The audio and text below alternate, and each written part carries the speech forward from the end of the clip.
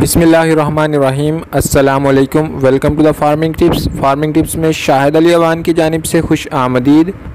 नाजरीन, आज मैं आपको 25 भैंसों के मालिक कमर अब्बास साहब के पास लेके आया हूँ। ख़ास तौर पर आपको इनके फार्म पे लाने का मकसद ये है कि ये देहाती इलाके में रहते हुए भी बग़ैर ज़मीन के भैंसों का कारोबार कर रहे हैं। इससे पहले काफ़ी सारी वीडियोस में मैंने आपको ऐसे फार्म दिखाए हैं जो देहाती एरियाज़ में अपनी ज़मीन के ऊपर इन्हिसार करके काम कर रहे हैं, और कुछ सिटी एरियाज़ में भी ऐसे, और कुछ सिटी एरियाज़ में ऐसे मैंने आपको फार्म दिखाए हैं जो पैसों से चारा खरीद कर अपने मवेशी पाल रहे हैं। जबकि इस वीडियो में हम कमर अब्बास साहब के तजर्बे से ये सीखने की कोशिश करेंगे कि गाँव में रहते हुए ख़रीद कर चारा डालने में मवेशियों का काम यानी भैंसों का काम कैसा है, इससे मुनाफा है, अगर है तो किस हद तक। नाजरीन, मेरे तजर्बे के मुताबिक एक बात तो तय है कि अगर आप सिटी एरिया के करीब हैं तो फिर आपको चाहे चारा खरीद के डालना पड़े या आपका अपना हो, आपको बहुत अच्छा खासा मुनाफा होगा इंशाल्लाह। लेकिन देहाती इलाके में इसकी क्या सूरत हाल है वो हम इस वीडियो में जानने की कोशिश करेंगे।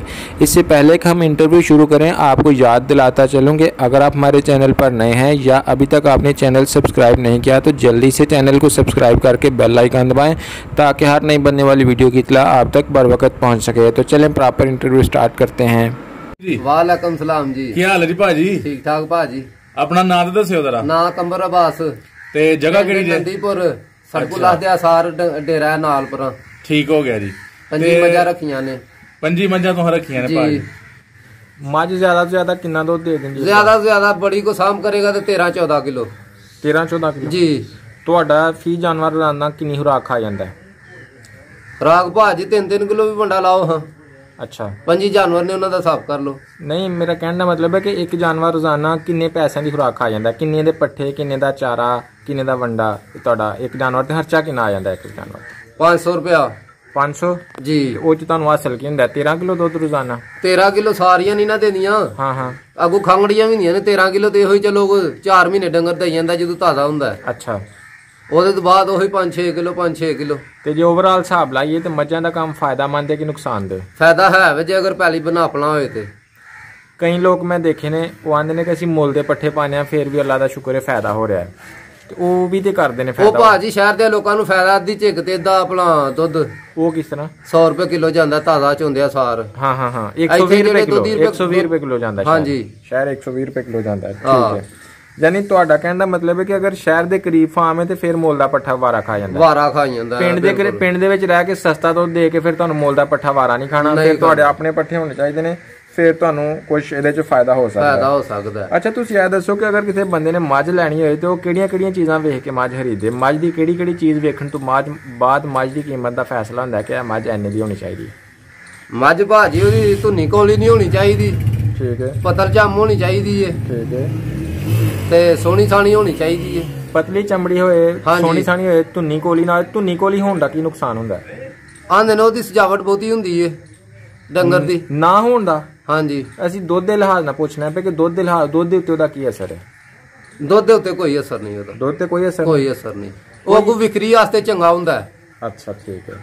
ਕੋਈ ਐਸੀ ਗੱਲ ਦੱਸੋ ਜਿਸ ਨਾਲ ਕੋਈ ਆਮ ਬੰਦਾ ਮੱਝਾਂ ਰੱਖਣ ਵਾਲਾ ਆਪਣੇ ਜਾਨਵਰ ਦਾ ਦੁੱਧ ਵਧਾ ਸਕੇ, ਯਾਨੀ ਜਾਨਵਰ ਨੂੰ ਇਹ ਵਾਲੀ ਗ਼ਿਜ਼ਾ ਦਿੱਤੀ ਜਾਏ ਤੇ ਉਹ ਦੁੱਧ ਜ਼ਿਆਦਾ ਬਣਾਏਗਾ ਔਰ ਉਹਦੀ ਸਿਹਤ ਘੱਟ ਕਮਜ਼ੋਰ ਹੋਏਗੀ। ਉਹ ਭਾਜੀ ਵੰਡਾ ਜਿੱਥੇ 300 ਪਾਉਂਦਾ ਉੱਥੇ 6 ਕਿਲੋ ਵੰਡਾ ਪਾਏਗਾ, ਉਹਦੀ ਸਿਹਤ ਠੀਕ ਰਹੇਗੀ। ਵੰਡੇ ਦੇ ਵਿੱਚ ਕਿਹੜੀ ਚੀਜ਼ ਹੋਣੀ ਚਾਹੀਦੀ ਹੈ?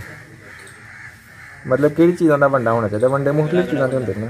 ਵੰਡਾ ਭਾਜੀ ਵੜੇਵਿਆਂ ਦੀ ਖਾਲ ਵੀ ਏ, ਕਰਾ ਵੀ ਏ, ਸੂੜੀ ਵੀ ਏ, ਲੇਕਿਨ ਵੰਡੇ ਤੇ ਹੁਣ ਖਾਲਸ ਲੱਭਦੇ ਨਹੀਂ ਸਵਾਏ ਕਣਕ ਦੇ। ਠੀਕ ਹੈ। ਤੁਹਾਡਾ ਮਾਸ਼ਾਅੱਲਾ ਇਸ ਕੰਮ 'ਚ ਬੜਾ ਤਜਰਬਾ ਹੈ ਜੀ। ਤੁਹਾਨੂੰ ਸਵਾਲ ਹੈ ਵੇ ਜਰਾ ਸੋਚ ਕੇ ਦਾ ਜਵਾਬ ਦਿਆ ਜੇ ਕਿ ਮੱਝਾਂ ਦੇ ਕੰਮ 'ਚ ਜ਼ਿਆਦਾ ਫਾਇਦਾ ਹੈ, ਗਾਈਆਂ ਦੇ ਕੰਮ 'ਚ ਜ਼ਿਆਦਾ ਫਾਇਦਾ ਜਾਂ ਭੇਡ ਬੱਕਰੀਆਂ ਦੇ ਕੰਮ 'ਚ ਜ਼ਿਆਦਾ ਫਾਇਦਾ ਹੈ? ਭਾਜੀ ਫਾਇਦਾ ਜਿਹੜਾ ਆਪਣਾ ਗਾਈਆਂ ਦੇ ਕੰਮ 'ਚ ਵੀ ਫਾਇਦਾ ਹੈ ਤੇ ਭੇਡ ਬੱਕਰੀ ਦੇ ਕੰਮ 'ਚ ਵੀ ਫਾਇਦਾ ਹੈ।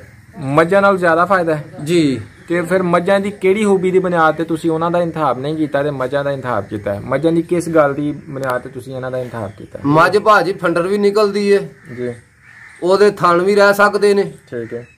ਉਹ ਬਣਦੀ ਨਹੀਂ 2 ਸਾਲ। ਠੀਕ ਹੈ। ਉਹ ਸਮਝੋ ਕਿ ਪੱਲਿਓ ਪੈਂਦੀ ਹੈ 2.5 ਲੱਖ ਦੀ ਬੰਦਾ ਮੱਝ ਲੈਂਦਾ ਤੇ ਜਾਂਦੀ 80-90 ਹਜ਼ਾਰ ਦੀ ਫੰਡਰ ਗੋਸ਼ਤ ਦੇ ਭਾਅ। ਇਹ ਮਿਸਾਲ ਤੇ ਉਹਨਾਂ ਚ ਵੀ ਆ ਸਕਦੇ ਨੇ? ਨਹੀਂ, ਉਹਨਾਂ ਚ ਘੱਟ ਆ ਸਕਦੇ ਨੇ। ਘੱਟ ਆ ਸਕਦੇ ਨੇ ਹਾਂਜੀ। ਨਹੀਂ ਮਤਲਬ ਮੈਂ ਪੁੱਛ ਰਿਹਾ ਕਿ ਤੁਸੀਂ ਇੰਨੇ ਸਾਲਾਂ ਤੋਂ ਮੱਝਾਂ ਰੱਖੀਆਂ ਨੇ, ਅਗਰ ਉਹ ਕੰਮ ਫਾਇਦਾ ਮੰਨਦੇ ਤੇ ਫਿਰ ਤੁਸੀਂ ਇਹਨੂੰ ਕਿਸ ਖੂਬੀ ਦੀ ਵਜ੍ਹਾ ਤੋਂ ਇਹਨਾਂ ਨੂੰ ਰੱਖਿਆ? ਇਹਦੇ ਚ ਵੀ ਤੇ ਕੋਈ ਖੂਬੀ ਹੋਣੀ ਜਿਹਦੇ ਇਹਨਾਂ ਨੂੰ ਤੇ ਭਾਜੀ ਇਸ ਵਜ੍ਹਾ ਤੇ ਰੱਖਿਆ, ਚਲੋ ਮਾੜਾ ਬੰਦਾ ਜਿਹੜਾ ਦਿਹਾੜੀ ਨਹੀਂ ਲਾ ਸਕਦਾ ਉਹ ਆਪਣਾ ਠੁੱਡ ਚ ਵੀ ਪਿਆ ਕਰਦਾ।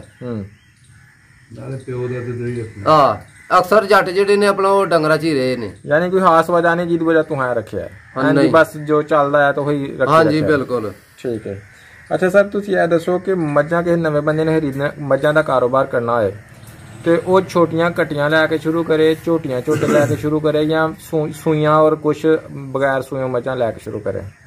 ਭਾਜੀ ਪਹਿਲੇ ਨੰਬਰ ਤੇ ਗੱਲ ਹੈ ਵੀ 5 ਝੋਟੀਆਂ ਲੈਣੀਆਂ ਚਾਹੀਦੀਆਂ ਨੇ ਜਵਾਨ ਹੋਈਆਂ, ਉਹਨਾਂ ਦੇ ਵਿੱਚ ਇੱਕ ਸੰਡਾ ਪਾਉਣਾ ਚਾਹੀਦਾ। ਠੀਕ ਹੈ। ਸੰਡਾ ਵੀ ਉਹੀ ਬੰਦਾ ਪਾ ਸਕਦਾ ਜਿਹਦੇ ਕੋਲ ਪੈਲੀ ਏ। ਠੀਕ ਹੈ। 15-20 ਝੋਟੀਆਂ ਲਈਆਂ ਹੁਣ, ਠੀਕ ਹੈ, ਉਹਨਾਂ ਨੂੰ ਵੰਨ ਲਵਾਓ, ਉਹਨਾਂ ਦਾ ਦੁੱਧ ਵੇਚੋ ਤੇ ਫੇਰ ਫਾਇਦਾ। ਕੰਜ ਝੋਟੀ ਕਿਹਨੂੰ ਕਹਿੰਦੇ ਨੇ? ਕੰਜ ਝੋਟੀ ਆਂਦੇ ਨੇ ਜਿਹੜੀ ਆਪਣਾ 2.5 ਸਾਲ ਦੀ ਹੁੰਦੀ ਹੈ, 2 ਸਾਲ ਦੀ, ਯਾਨੀ ਜਿਹੜੀ ਸੂਣ ਵਾਲੀ ਬਣਨ ਵਾਲੀ ਹੋਏ। ਗੋਸ਼ੇ ਦੇ ਭਾਅ ਲਵੋ, ਉਹਨਾਂ ਨੂੰ ਵੰਨ ਲਵਾਓ। 2-2.5 ਸਾਲ ਦੀ ਝੋਟੀ ਕਿੰਨੇ ਦੀ ਲੱਭ ਜਾਂਦੀ ਹੈ? ਲੱਭ ਜਾਂਦੀ ਹੈ ਕੋਈ 60,000 ਦੀ, 70,000 ਦੀ। ਕਿਹੜੇ ਇਲਾਕਿਆਂ 'ਚ ਖਰੀਦਣੀ ਚਾਹੀਦੀ ਹੈ? ਕਿੱਥੋਂ ਅੱਛੀਆਂ ਝੋਟੀਆਂ ਮਿਲ ਜਾਂਦੀਆਂ ਨੇ? ਸਭ ਤੋਂ ਅੱਛੀਆਂ ਝੋਟੀਆਂ ਤਾਂ ਹੁੰਦੀਆਂ ਜੇ ਨੀਲੀ ਚ। ਠੀਕ ਹੈ, ਉਹ ਅੱਛੀਆਂ ਨੇ? ਅੱਛੀਆਂ ਨੇ। ਠੀਕ ਹੈ। ਤੇ ਮੱਝਾਂ ਜਿਹੜੀਆਂ ਤੁਸੀਂ ਰੱਖੀਆਂ ਨੇ, ਇਹਨਾਂ ਦੀ ਕੀ ਰੂਟੀਨ? ਇਹਨਾਂ ਨੂੰ ਕੀ ਪਾਉਂਦੇ ਹੋ ਸਵੇਰ ਸ਼ਾਮ?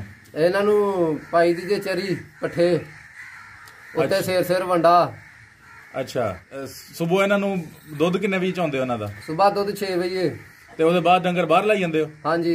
ਕਿੰਨੀ ਦੇਰ ਬੰਦ ਛੱਡਨੇ ਆ? ਕਿੰਨੀ ਦੇਰ ਰੱਖਦੇ ਹੋ ਬਾਹਰ? ਉੱਥੇ ਰੱਖਨੇ ਆ 2 ਵਜੇ ਤੱਕ, ਉਹਦੇ ਤੋਂ ਬਾਅਦ ਖੋਲਨੇ ਆ ਤੇ 10 ਮਿੰਟ ਖੋਲ ਕੇ ਤੇ ਫਿਰ ਆਪਣਾ ਜਾ ਪੱਠਿਆਂ ਤੇ ਬੰਨੀ ਦੀਆਂ ਨੇ। ਤੇ ਪੱਠਿਆਂ ਤੇ ਫਿਰ ਕੀ ਉਹ ਬਾਅਦ ਚੋਂ ਕੀ ਪਾਉਂਦੇ ਹੋ ਉਹਨਾਂ ਨੂੰ? ਪੱਠਿਆਂ ਦੇ ਨਾਲ? ਪੱਠਿਆਂ ਦੇ ਨਾਲ ਵੰਡੇ ਤੇ ਸਿਰ ਪਾਈਦਾ ਜੇ। ਅੱਛਾ। ਹਾਂ। ਤੇ ਕਿੰਨਾ ਕੁ ਵੰਡਾ ਪਾੜਦੇ ਹੋ? ਵੰਡਾ ਇਹੋ ਹੀ 2-3 ਕਿਲੋ। ਠੀਕ ਹੋ ਗਿਆ। ਪੁੱਛੋ ਦੀ ਮੈਂ ਪੁੱਛਣਾ। ਪੁੱਛੋ ਜੀ। ਅੱਛਾ ਭਾਈ ਜਾਨ, ਤੁਸੀਂ ਦੱਸਿਆ ਮਾਸ਼ਾਅੱਲਾ ਤੁਹਾਡੇ ਕੋਲ 25 ਜਾਨਵਰ ਨੇ ਜੀ, ਤੇ ਕਿੰਨੇ ਸਾਲ ਤੋਂ ਤੁਸੀਂ ਇਹ ਕੰਮ ਕਰਦੇ ਹੋ ਪਏ? ਸਾਲ ਮਸਲਨ ਕੋਈ 15-18 ਸਾਲ ਲਿਆ ਜੇ ਕੰਮ। ਮਾਸ਼ਾਅੱਲਾ। ਤੇ 15-16 ਸਾਲ ਦਾ ਤਜਰਬਾ ਕੈਸਾ ਰਿਹਾ ਹੈ? ਇਹ ਕਾਰੋਬਾਰ 'ਚ ਨਫਾ ਹੈ ਕਿ ਨੁਕਸਾਨ ਹੈ?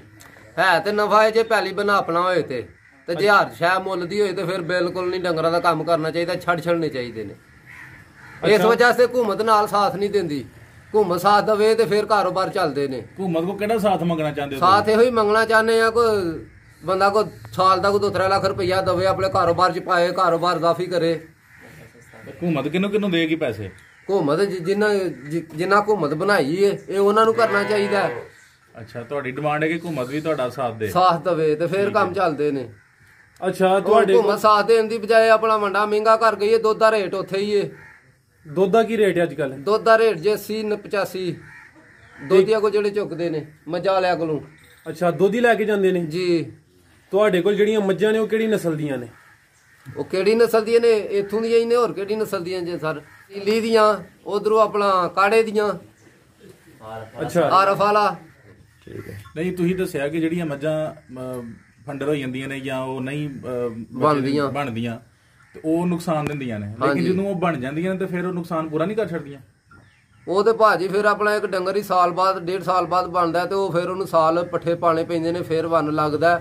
ਦੁੱਧ ਨਹੀਂ ਕੋਈ ਵੀ ਦਿੰਦਾ। ਉਹ ਕਿੰਨਾ ਕੁ ਚਿਰ ਦੁੱਧ ਦੇਣਾ ਸੋ?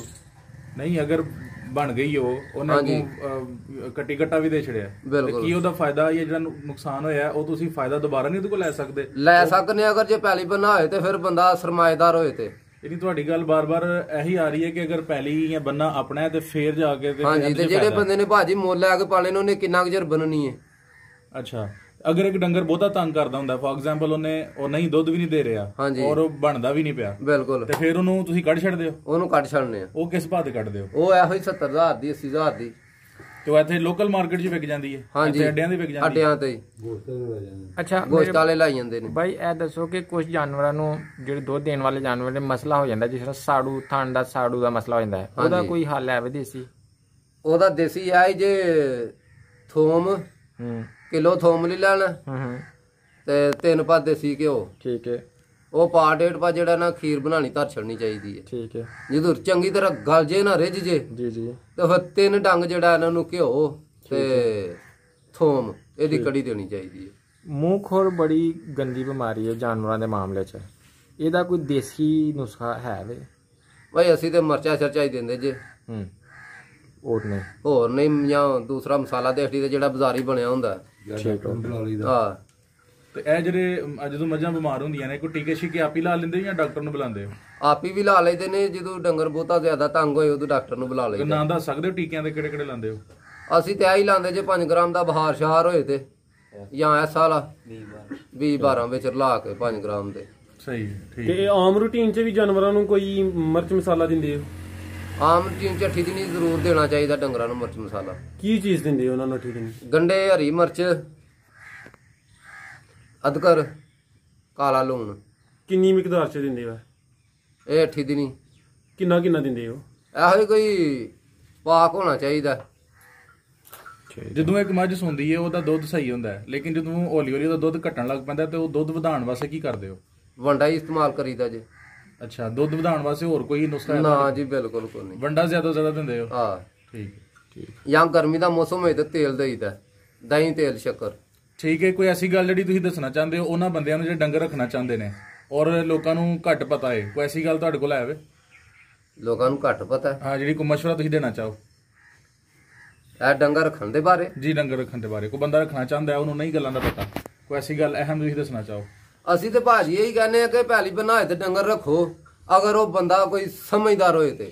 ਹੁਣ ਇੱਕ ਬੰਦੇ ਨੇ 20 ਮੱਝਾਂ ਰੱਖੀਆਂ ਨੇ, ਉਹਨੇ ਮੁਲਾਜ਼ਮ ਰੱਖੇ ਨੇ, ਆਪੀ ਡੰਗਰਾਂ ਦੇ ਨੇੜੇ ਨਹੀਂ ਆ ਸਕਦਾ, ਉਹਦੇ 'ਚ ਬਹੁਤ ਮਾਰ ਬੰਦੇ ਨੂੰ ਪੈਂਦੀ ਹੈ। ਯਾਨੀ ਜਿਹੜਾ ਡੰਗਰ ਰੱਖਣਾ ਚਾਹੁੰਦਾ ਉਹ ਆਪੀ ਸਿਰ ਤੇ ਰਵੇ। ਠੀਕ ਹੈ ਜੀ ਭਾਈਜਾਨ, ਬਹੁਤ ਮਿਹਰਬਾਨੀ, ਬਹੁਤ ਸ਼ੁਕਰੀਆ, ਤੁਸੀਂ ਬੜੀ ਮੁਫੀਦ ਮਾਲੂਮਾਤ ਦਿੱਤੀ ਹੈ। ਅੱਲਾ ਹਾਫਿਜ਼ ਜੀ।